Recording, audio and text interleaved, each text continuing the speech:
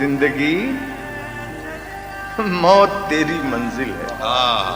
समाज फरमाइए। बहुत ही सच्चा शेर सुना रहा हूं।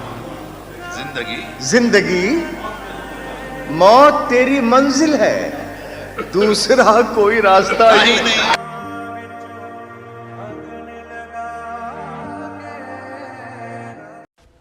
इश्क करना अगर हलाल होता तो आज हर आशिक कामयाब होता।